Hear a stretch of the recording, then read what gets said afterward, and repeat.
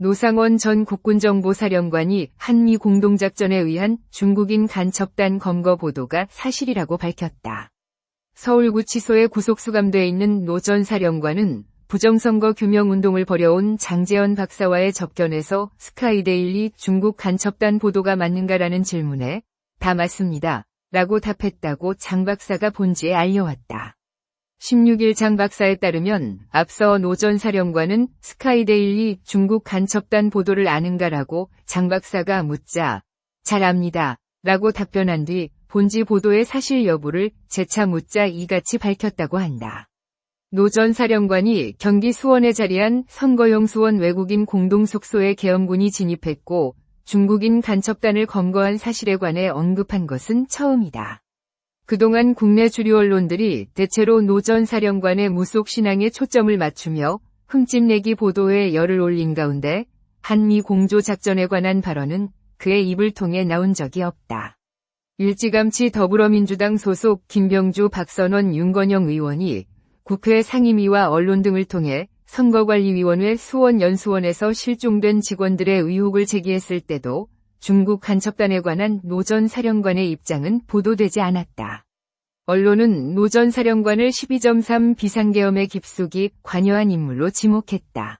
그는 계엄을 앞두고 햄버거 체인점 등에서 내란을 모의 실행했다는 이유 등으로 검찰에 의해 구속 기소됐다. 노 전 사령관은 이번 계엄 이후 보직 해임된 문상호 전 사령관의 전임자다.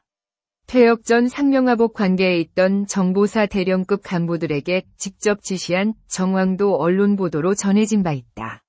본지의 중국인 간첩단 검거 보도에 관한 노 전 사령관의 이번 확인 발언은 그가 미중 간 외교적 마찰을 염두에 두고 비선에서 한국 측 작전 개통에 관여하는 위치에 있었음을 스스로 인정한 것이다. 앞서 KBS는 15일자 9시 뉴스에서 노 전 사령관이 지난해 10월 14일 문 당시 사령관에게 장관이 전화할 것이라고 말한 뒤 10분 뒤 실제 김 장관에게서 비와폰으로 전화가 걸려와 노상원이 하는 일을 잘 도와주라고 말했고 이를 계기로 노 전 사령관의 말을 김 장관의 지시로 이해했다는 문 전 사령관의 검찰 진술을 공개했다.